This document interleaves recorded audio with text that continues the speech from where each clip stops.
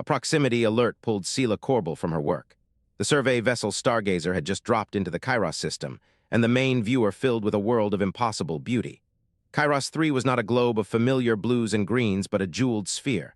Continents of shimmering, crystalline flora pulsed with a soft, internal light. Their facets caught the distant starlight like a trillion cut diamonds. These luminous landmasses were networked by oceans of deep, dreaming violet. Humanity, barely 20 years beyond the cradle of its own star, had never seen anything like it. A wave of triumphant chatter washed over the bridge. They were prospectors who had just found the mother lode. "Readings are off the charts, Commander," Chief Engineer Orellana said, his voice crackling with an excitement that made his usual monotone sound like a shout. "The entire crust is saturated." Commander Valerius slapped a hand on the navigation console, a grin splitting his disciplined face. "That's it then. We've found it." He turned to the rest of the bridge crew, his voice booming. "We've found enough to last a century." They were here for a rare isotope, serenium. Without that specific element, their fragile new jump drives were just expensive coffins, and Kairos 3 had more of it than humanity had ever dared to dream. The mood was electric, a current of pure, unadulterated joy. Sila, however, felt a different current entirely. A low hum resonated at the edge of her senses, a vibration in the bone of her skull that had nothing to do with the ship's life support. She pressed a hand to her temple, dismissing it. A sensor ghost, perhaps, an echo from the ship's own powerful systems, it had to be. The first survey drones descended, their camera feeds filling the secondary screens with breathtaking detail. They skimmed over the crystalline forests, structures that soared miles into the thin, nitrogen-rich atmosphere. As the drone's analytic suites processed the data, a new murmur of awe spread through the bridge. The continents were not rock. They were a form of non-biological, structured growth, each crystal latticed into the next with impossible precision. They were like immense, planet-spanning sculptures, a work of art so vast it defied comprehension. "It's artificial," Sila breathed, leaning closer to the viewer. Her earlier unease was now a thread of sharp focus. "But there are no tool marks, no signs of industry." "Who cares how it got there?" Valerius replied, his tone pragmatic and celebratory. "The first landing team is a go. Orellana, you have the con. Sila, you're with me." The initial away team set down on a large, flat atoll that glowed with a soft, peach-colored light. The air was cold and thin but breathable with minimal assistance. The crew moved with giddy energy, their voices sharp and clear in the alien silence as they planted beacons and took core samples. On the bridge of the Stargazer, Sila watched them work, the planet's silent hum still thrumming in her mind. Then it changed. The low vibration sharpened, coalescing into a single, impossibly clear musical note. It did not come through her ears, it bloomed directly in her consciousness. It was a feeling, a thought sung in a language she had never heard but somehow, terrifyingly, understood. It was a chord of pure, undiluted curiosity. "Commander," Sila said, her voice tight, "something's here." Valerius turned from the landing party's telemetry. "What is it?" "Energy spike." "No," she whispered, her eyes fixed on the violet ocean on the main viewer. "It's aware." Before the commander could demand a clarification, a new contact blared from the sensor station. It was not in orbit. It was not in the atmosphere. It was rising from the deep. An object of impossible scale surfaced from the violet sea, shedding curtains of liquid that glittered in the starlight. It was a ship, but it moved with the fluid grace of a living thing, leaving no wake. It resembled a kilometer-long shard of coral reef, glowing with the same internal light as the continents below. Intricate, branching structures covered its surface, pulsing with soft waves of cerulean and gold. This was the first encounter with the Coralkin. The crew of the Stargazer froze. The jubilant atmosphere on the bridge evaporated, replaced by a cold, silent dread. Their weapons were for pirates and asteroids, not for something like this. The thing was a work of art and a warship all at once, a living cathedral of reef and light. It did not hail them with radio waves or lasers. Its greeting was a silent wave of psionic energy, an emission that washed over the human vessel and through the minds of every person aboard. The psionic wave felt like plunging into a warm ocean of thought, a symphony of complex harmonies and inquisitive patterns that had no human equivalent. For most of the crew, the experience was profoundly disorienting. Orellana cried out and stumbled back from his console, clutching his head. Valerius gritted his teeth, his knuckles white where he gripped his command chair, fighting an invisible pressure. Others simply stared into space, their minds overloaded by the sheer density of alien sensation. It was a broadcast of 1 billion years of existence, of a consciousness as wide as an ocean and as patient as stone. It was too much. But for Sila, it was the most beautiful thing she had ever felt. The note she had heard earlier was now the lead instrument in a vast, cosmic orchestra. The pressure in her skull was not an attack. It was a presence. She felt no malice, no threat. There was only a vast and ancient wonder, an intellect so profound it regarded their tiny ship with the gentle curiosity a gardener might show a strange new seedling. In the flood of alien thought, one impression surfaced with perfect clarity, a question that was not made of words but of feeling. It echoed in the core of her being, simple and direct. "Who are you?" The order came from a place of cold, desperate logic, transmitted across light years from a high command that saw only numbers. Serenium was the future. Serenium was survival. The Coralkin were an unknown, a variable to be managed, not a peer to be consulted.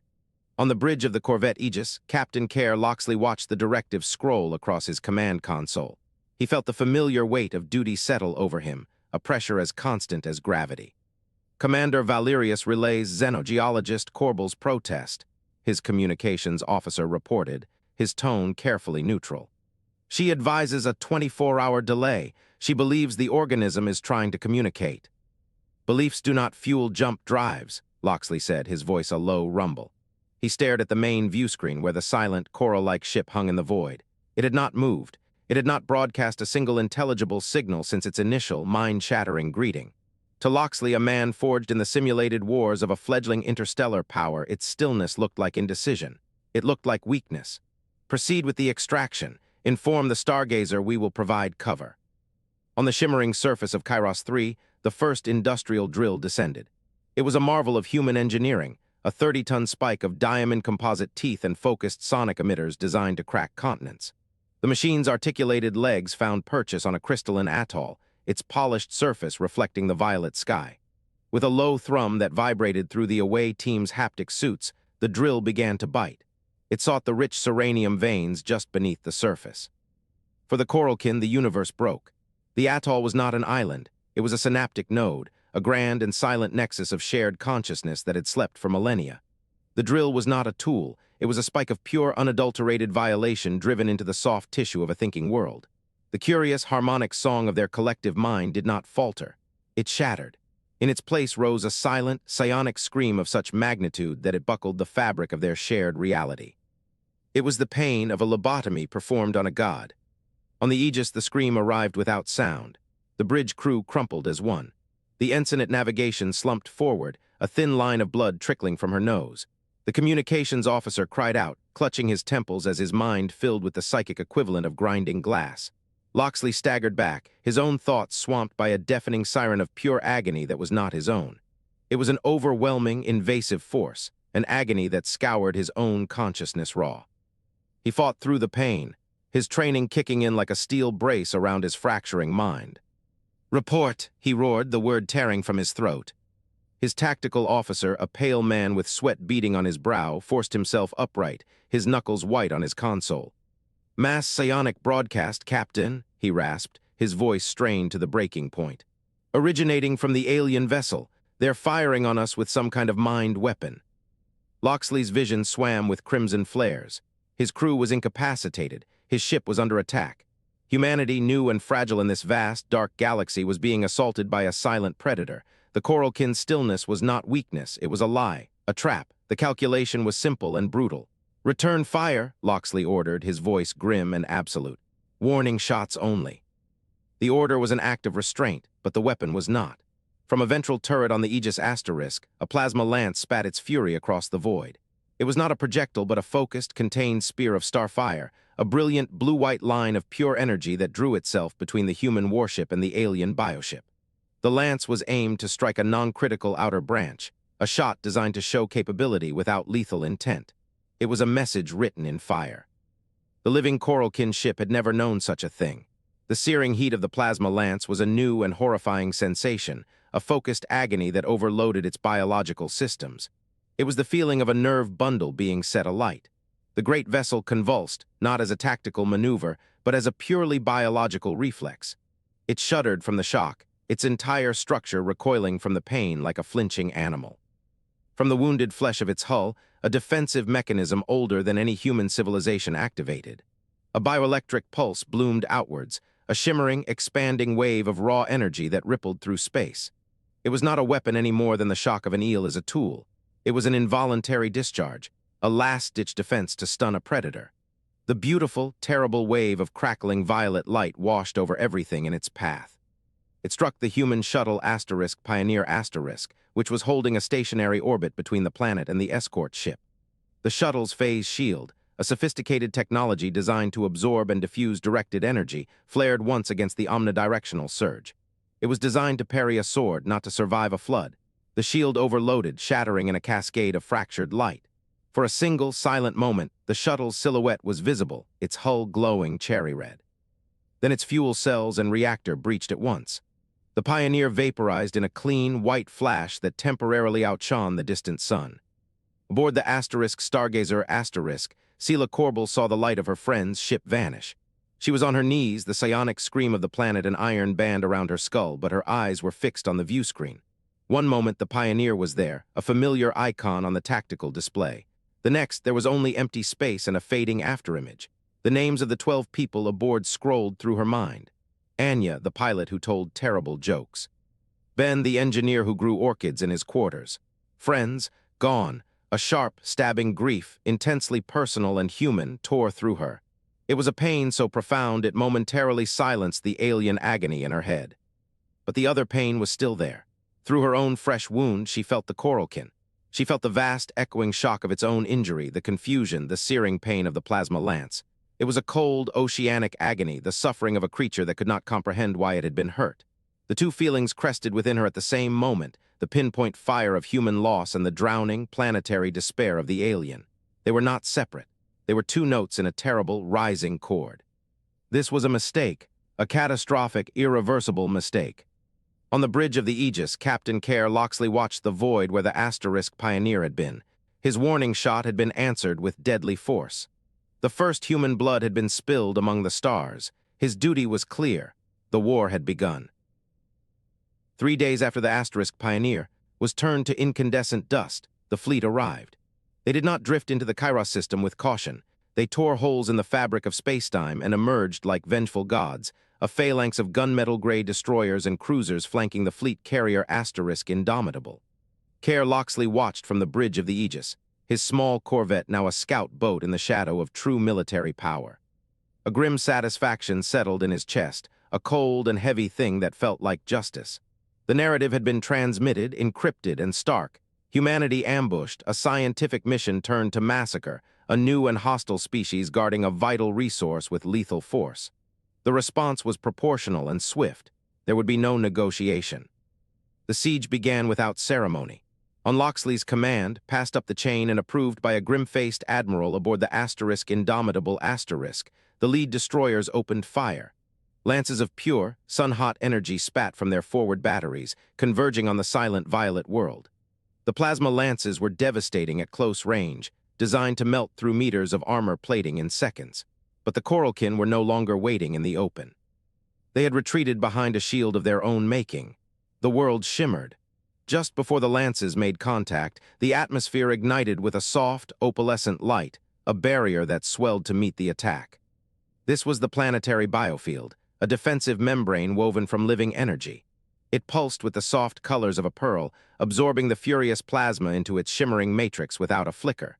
The energy simply vanished, swallowed by the living shield. The human fleet poured megawatts of destructive force onto a wall of silent, beautiful light. The stalemate was immediate and absolute.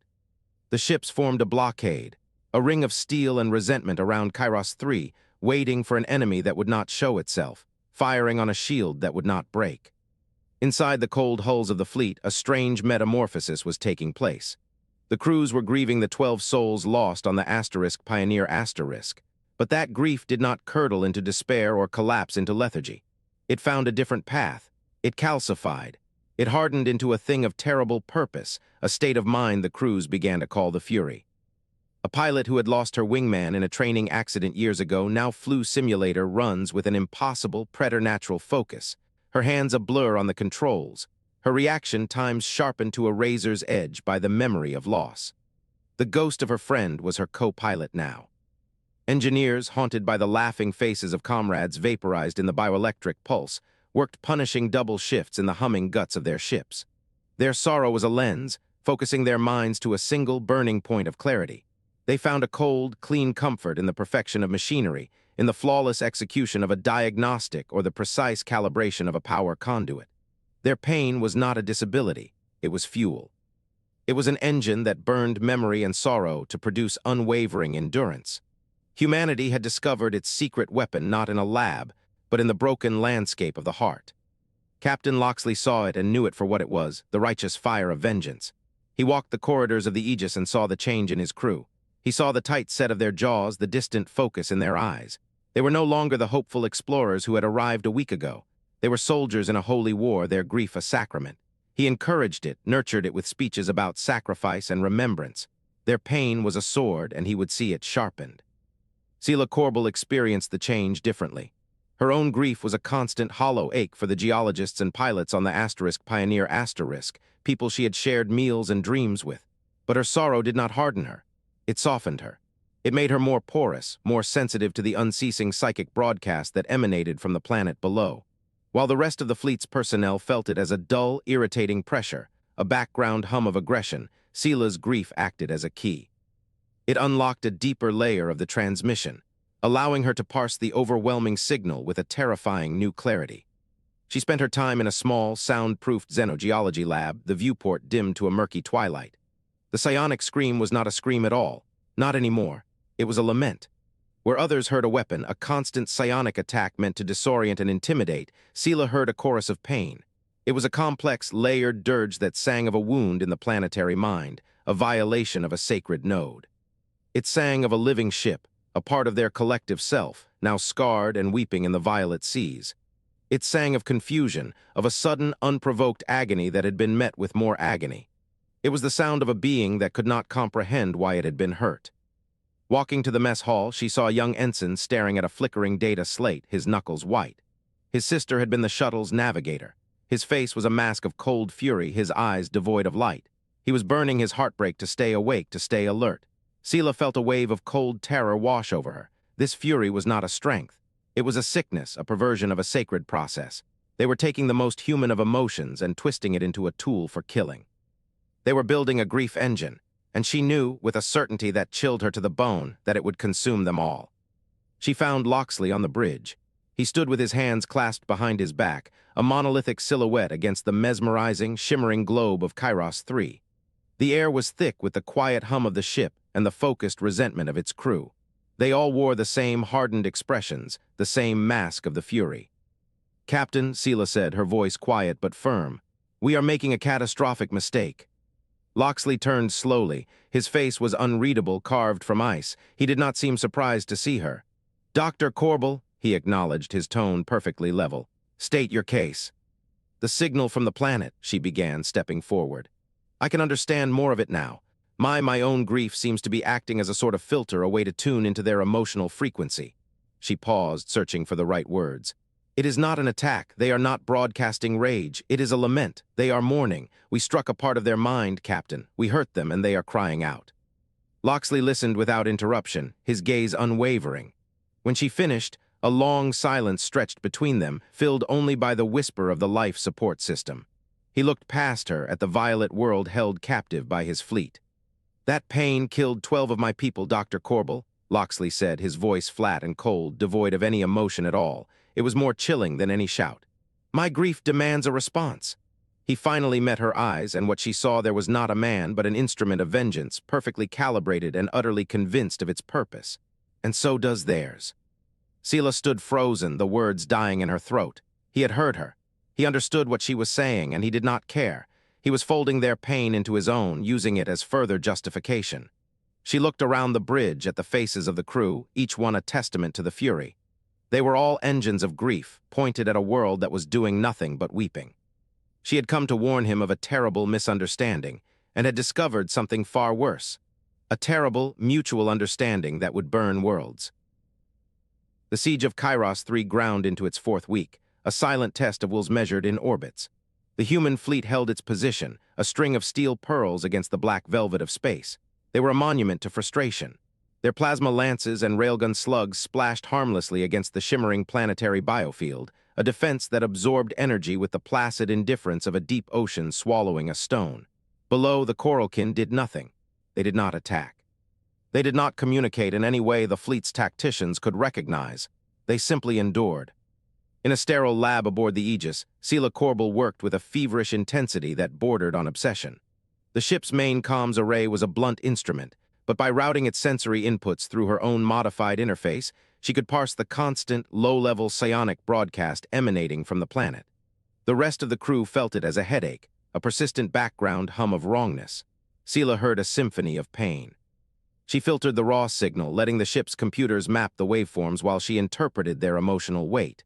She found repeating patterns, ugly and sharp against the sorrowful hum. They were not commands or threats. She called them trauma signatures, echoes of inflicted agony. One was a piercing shriek of pressure and vibration, the industrial drill biting into their shared mind. Another was a searing, localized burn of unimaginable heat, a scar in the chorus where a plasma lance had struck their living ship. The worst was a hollow note, a sudden and permanent void where a piece of the collective consciousness had simply ceased to be. It was the echo of the shuttle pioneer's destruction, a death felt on a scale she could barely comprehend. They were not broadcasting a challenge. They were broadcasting a memory of their wounds. "They're not attacking. They're hurting," Sila insisted to the blank-faced Marine standing guard outside her lab, her voice thin with exhaustion. The Marine just nodded, his hand resting on his sidearm. "Yes, ma'am," he said, his tone betraying no belief whatsoever.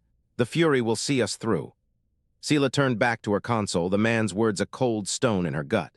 The Fury was what they called the crew's collective rage now, a managed and weaponized grief that kept them sharp and hateful. To her, it felt like screaming into a hurricane. She was so close. The patterns were a language, and she was learning its grammar of suffering. A few more days, and she might be able to formulate a response, an apology, a question, anything to break the cycle. She just needed time. Below the blockade, in the silent violet oceans of Kairos 3, the Coralkin collective experienced time differently. Their thoughts were not frantic sparks, but slow, powerful currents moving through a mind the size of a world. The pain from the surface was a constant, dissonant chord in their ancient song. They debated, not in words, but in a gradual shift of psionic consensus. They did not understand these creatures in their metal shells. The beings were so brief, their lives flickering in and out of existence like phosphorescence in a ship's wake. They inflicted a wound that felt like a spike through a vital organ, a violation of the planetary self. Then their own smaller vessels screamed with a pain of their own as they were extinguished by a reflexive, defensive spasm. It was all chaos. The concept of an individual's death was alien to them. The loss of a ship form, one of the countless mobile extensions of their consciousness, was a minor injury, like a fingernail clipped and regrown. The drilling, however, had been an unprecedented violation, a piercing of the core mind. Their debate centered on the proper response. They were ecosystem builders, not warriors. Their history was written in the harmonious integration of entire biospheres, not in the conquest of other species. They had never met a mind that chose to cause such pain. They had an option, a final, terrible protocol designed for planetary immune response. The final option was a cascade of enzymatic triggers seated within the oceans themselves, which could be activated by a specific psionic frequency. It was a tailored biological agent that would reduce all non-native alloys and composites to inert sludge on a molecular level. It would be total. It would be effective. But it would also be a grieving act, a sterilization of their own home to purge a virulent infection. It was an unthinkable price. The consensus, slow and heavy as a tectonic plate, settled on a different path. They would wait. They would endure the pain, broadcasting their lament in the hope that its source would comprehend and eventually cease. It was a decision born of immense patience and a tragic lack of imagination for the furious impatience of a shorter-lived species. Their waiting was a profound mistake. On the bridge of the Aegis, Captain Care Loxley stared at the shimmering violet globe on his main view screen, his jaw set like granite. The stalemate was a festering wound on the fleet's pride and a drain on its resources. His crew's fury was a finite resource. It needed a target, or it would burn itself out. He felt the low thrum of the alien mind as a personal insult, a constant pressure against his skull. Every moment of their silence felt like mockery. A chime announced a Priority 1 message from Fleet Command. It was routed directly to his personal console, encrypted at the highest level. Loxley's eyes scanned the text, his expression hardening from grim resolve to something colder. The fleet's political masters had lost their patience. The war for Serenium was too important to be stalled by a species that refused to fight back in a conventional way. A prototype weapon, designated the TS-7 psionic disruptor, was en route aboard a high-speed courier.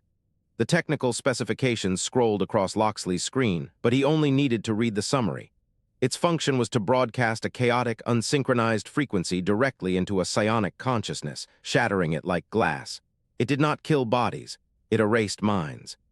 It was designed to overload a collective network, introducing so much cognitive noise that the individual nodes could no longer communicate, effectively wiping the slate of their civilization clean.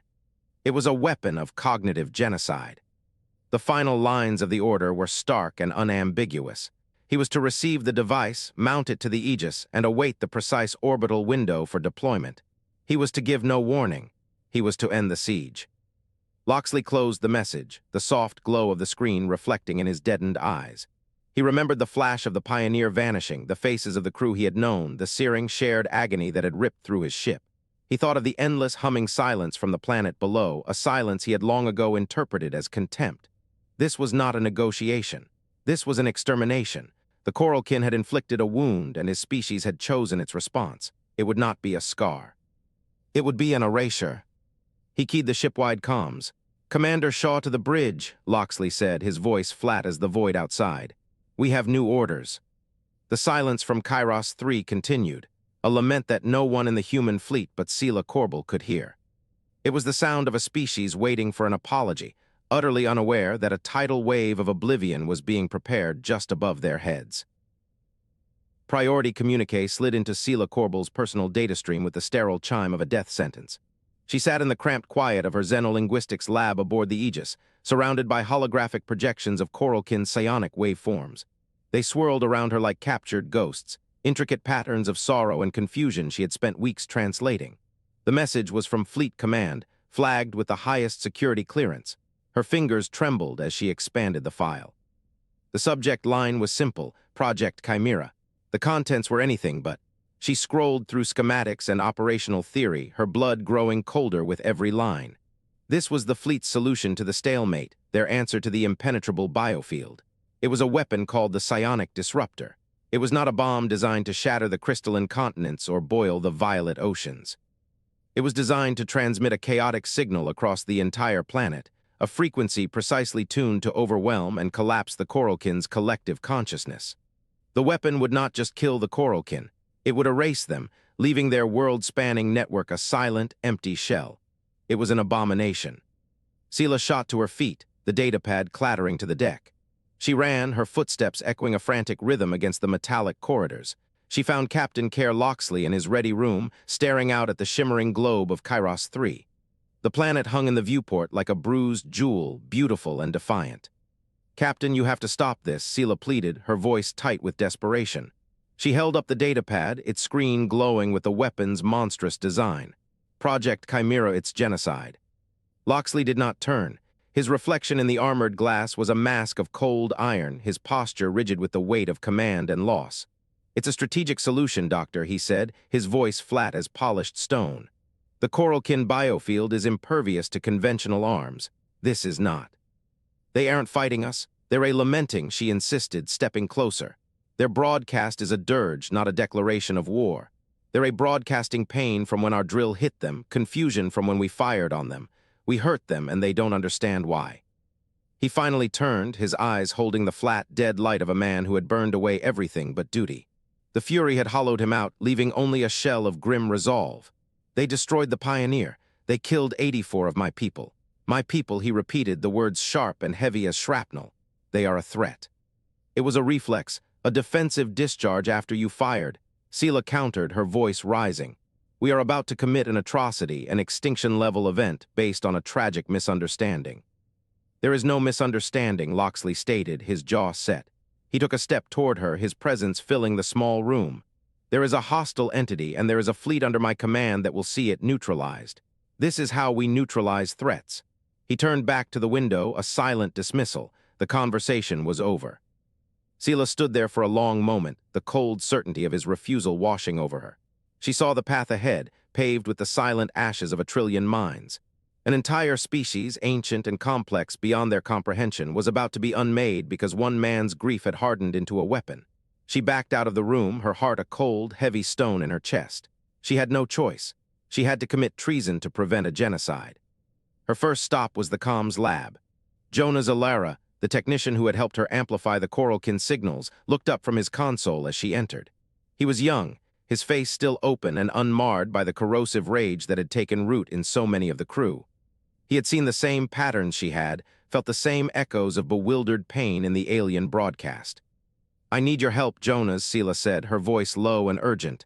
"And if you give it, you will be court-martialed, at best." Jonas listened, his expression shifting from curiosity to shock and then to a quiet, steely resolve. He simply nodded. "What do you need?" Jonas murmured, his voice firm. The second conversation was harder.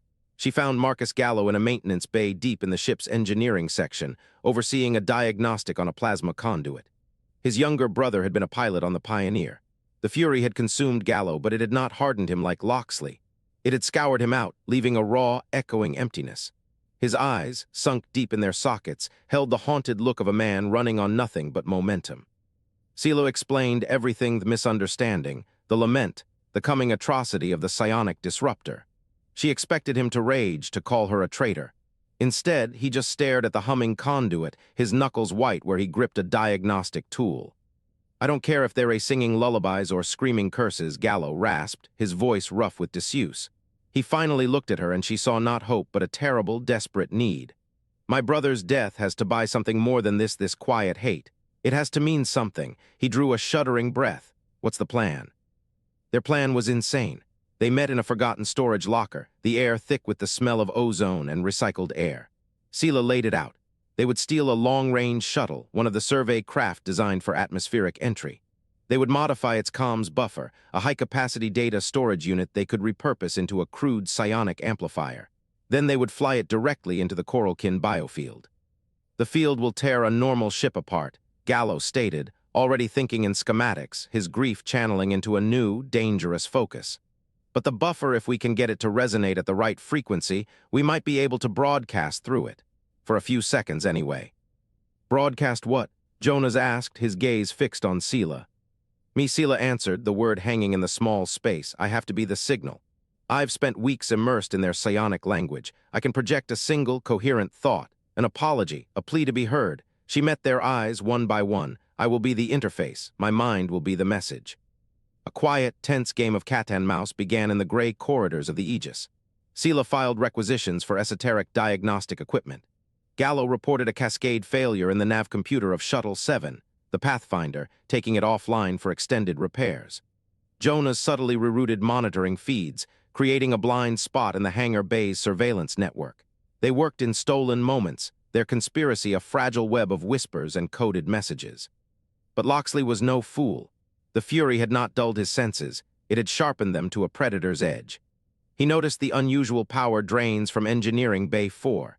He saw Sila Corbel's name on a parts manifest for a specialized neural interface adapter, a piece of equipment with no place in a xenolinguist's lab. One cycle, as Sila and Gallo were calibrating the shuttle's modified buffer, the hangar bay door hissed open. Captain Loxley stood there, flanked by 2 armed Marines. He did not look at the exposed wiring or the jury-rigged components. He looked only at Sila. His presence was a sudden drop in temperature. "Running extra diagnostics, Doctor?" he asked, his voice deceptively calm. "The ship's vibrations were interfering with my signal analysis," Sila replied, forcing a steady tone, her heart hammering against her ribs. "I needed a more isolated environment." Loxley's eyes swept over the shuttle, lingered on Gallo's tense form, then returned to her. He held her gaze for a full 10 seconds, a silent battle of wills fought in the sterile air of the hangar. He did not believe her. He did not need to. He knew something was wrong. "See that you finish quickly," he said, the words a clear and present threat. He turned and walked away, the Marines falling into step behind him. The hangar door hissed shut, leaving them in a silence that was louder than any alarm. The clock was ticking. The engine test was a lie, a thin cover of procedure draped over an act of pure treason. Marcus Gallo's hands flew across the console, his movements sharp with a grief that had found, at last, a purpose beyond vengeance. The shuttle messenger shuddered, its maneuvering thrusters firing in a sequence that mimicked a diagnostic cycle, but was, in reality, a carefully choreographed breakaway. The magnetic clamps holding them to the Aegis disengaged with a percussive thud that vibrated through the deck plates. They were free. "We're clear," Gallo announced, his voice tight but steady. "Course laid in for the planet's upper atmosphere." In the seat beside him, Jonas Alara monitored the psionic broadcaster, an array of crystalline amplifiers and focusing lenses designed to turn a whisper of thought into a shout. "No jamming yet," he said, more to himself than to the others. "They haven't noticed." Sila Corbel watched the flagship recede on the main view screen, a gray spear against the black. She felt no triumph, only the crushing weight of what she was about to do. This was her last, desperate chance to stop a genocide. It was also the end of her life as she knew it. On the bridge of the Aegis, klaxons shrieked. Red lights washed over the grim faces of the command crew. "Unscheduled departure from Hangar Bay 3, the tactical officer snapped, his knuckles white on his console. "It's the messenger. They're burning straight for the Coralkin." His eyes, wide with disbelief and fury, shot to the captain. "Sir, they're defecting. They're running to the enemy." Captain Kerr Loxley stood motionless before the forward view screen, his hands clasped behind his back. The tiny shuttle was a spark of light racing toward the shimmering violet curtain of the planetary biofield. Every instinct, every fiber of the fury that had sustained him for weeks, screamed for him to give the order. Obliterate the traitors, protect the fleet, uphold his duty.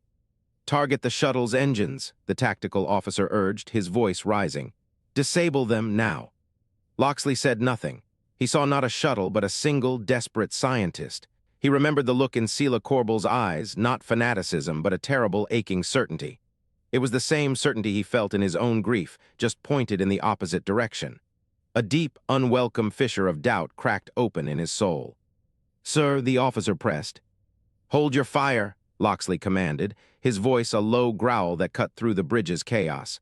He turned his head just enough for the crew to see the cold resolve on his face. "Give them 30 seconds." The messenger met the biofield not with a clang but with a resonant hum that vibrated through every atom of the ship. The exterior lights flickered wildly as the shuttle pushed into the living energy, a minnow swimming into a waterfall. For Sila, the impact was not physical. It was a psychic detonation inside her skull. The collective pain of the Coralkin slammed into her consciousness, a tidal wave of pure, undiluted agony. It was the shriek of a world-sized mind being flayed alive, a soundless scream that was older and deeper than any noise she had ever heard. "Shields are buckling," Gallo yelled, wrestling with the controls as the shuttle bucked and groaned. "The field is trying to tear us apart." "Broadcaster is fluctuating," Jonas added, his face pale with strain. "The energy interference is immense. Sila, whatever you're going to do, you have to do it now." She could barely hear them. Her mind was a maelstrom of alien torment. It was not a single feeling, but a billion threads of systemic distress. The burning of a synapse, the severing of a neural link, the raw, confused pain of a gentle creature that could not comprehend why it was being hurt. Her every instinct screamed at her to retreat, to raise her mental shields, to shut the horror out. But shields would do nothing. Fighting it would shatter her. So she did the opposite. She did the most human thing she could. She leaned into the pain. Sila closed her eyes and let go. She stopped fighting the wave and instead opened the floodgates of her own heart. The image of the Pioneer's crew filled her mind, not as martyrs for a cause, but as people. She saw their faces at the mess hall, laughing over a stupid joke. She remembered the quiet pride of the pilot, the easy smile of the navigator. She felt the hollow ache where their lives used to be. This was grief, not the fleet's abstract, weaponized fury, but the sharp, specific, and terrible sorrow of personal loss. It was an agony born of love. "Jonas," she whispered, her voice a raw thread of sound. "Full power, transmit." She pushed it all into the psionic broadcaster. She sent them her memory of discovering Kairos 3, the shared moment of breathless wonder on the Stargazer's bridge. She sent them the cold dread of first contact, the terror of misunderstanding. Then she sent them her sorrow, unfiltered and absolute. It was not a plea. It was not an attack. It was a confession, a eulogy, an anthem for the dead, sung by a single, broken human heart. Below in the violet depths, the Coralkin collective recoiled. For millennia, they had known pain only as a signal, a distributed warning that a part of the whole required attention. It was a fire alarm, a system's diagnostic. But this was different. This new signal was not a broadcast of systemic failure. It was a piercing, focused lament for a single, irreplaceable part that had been lost forever. The concept was utterly alien. An individual cell did not mourn another. The whole simply regenerated. The human psychic transmission was a complex, layered structure of memory and emotion, of love and its agonizing absence. They experienced her specific sorrow for specific individuals. They felt the ghost shape of a missing piece. They had never encountered anything like it. They had never conceived of grief. It was not a weapon, it was an empathy bomb. For the first time in weeks, the planetary scream of the Coralkin faltered. The overwhelming wave of their collective pain, the very thing that powered their impenetrable shield, receded. The signal from the tiny invading vessel was too powerful, too strange, too profoundly sorrowful to ignore. A billion minds went silent, straining to comprehend this new, impossible feeling. And across the surface of Kairos 3, the shimmering biofield flickered. It thinned, its violet light wavering like a dying flame. Patches of the crystalline continents beneath became visible for the first time since the siege began. The shield was failing. On the bridge of the Aegis, the tactical officer announced, "30 seconds are up, Captain." A synthetic voice chimed. "Psionic disruptor fully charged, firing solution acquired." Loxley stared at the viewscreen, watching the impossible happen. The enemy's shield was collapsing. He did not know why, he only knew his orders. "Target is vulnerable," the tactical officer said, his voice flat and final. "Awaiting command to fire." Loxley's finger rested on the firing stud. 1 millimeter of pressure, one command, it would all be over. He saw the flash of the Pioneer's destruction behind his eyes, a searing afterimage of his failure. The Fury demanded this. His duty demanded it. But Sila Corbel's voice echoed in his mind, a voice of maddening, painful certainty. A lament, not a weapon. The tactical officer looked at him, his face a mask of battle-ready expectation. He opened his mouth to give the order, and the universe went silent. The psionic scream was gone, not faded, not diminished. Gone. The agonizing pressure that had been a constant for weeks vanished in an instant, leaving a profound and unnerving quiet in its wake. On the main view screen, the Coralkin biofield dissolved entirely, peeling back from the planet like a curtain being drawn. "Sir, the field is down," the tactical officer stammered, his trained composure shattered. "They're open, they are defenseless." Loxley stared at the naked world. He stared at the void where the shuttle had vanished. The silence in his head was louder than any alarm. This was not the act of a collapsing defense. It was an invitation, an answer. "Hold your fire," Loxley commanded, his voice a low growl that cracked like stone. He took his hand from the console. "Stand down from battle readiness, all ships." His command hung in the silent air of the bridge. Red alerts faded to a steady, watchful amber. The crew of the Aegis stared at their screens, their disciplined fury giving way to a profound and unnerving confusion. Kairos 3 lay exposed, its continents of light pulsing gently, a silent offering in the void. And then the new song began. It was not a scream. It was a single resonant chord that touched every human mind in the system. It did not carry pain. It carried a question, a feeling of vast and ancient awe. The fleet fell into a memory that was not their own. They felt the cold, hard bite of the industrial drill, the grinding violation of metal into living thought. It was a shared, physical agony, a moment of profound shock that a piece of the universe could be so careless, so brutal. Loxley gasped, stumbling back from his console as he felt the planetary wound as if it were his own. Every sailor, every engineer, every officer felt the planet's wound as their own. They understood. Then the exchange reversed. Through the conduit Sila Corbel had torn open with her own sorrow, the Coralkin mind absorbed the human experience of loss. It tasted the ghost of an individual who once was and now was not. The sailors and pilots of the fleet felt their own private griefs, for lost friends, for family light years away, reflected back at them, amplified and examined with an innocent, shattering clarity. The Coralkin, who existed as an eternal, interconnected whole, had never conceived of such a thing. To them, a part that was damaged could be regrown, a memory rerooted. But this absolute and permanent void where a unique consciousness used to be was a revelation as terrifying as it was sacred. They finally understood grief.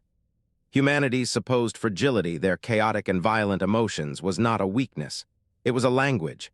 Their capacity for such deep personal pain was their most profound strength, a form of communication so potent it could halt a war and bridge the impossible gulf between species.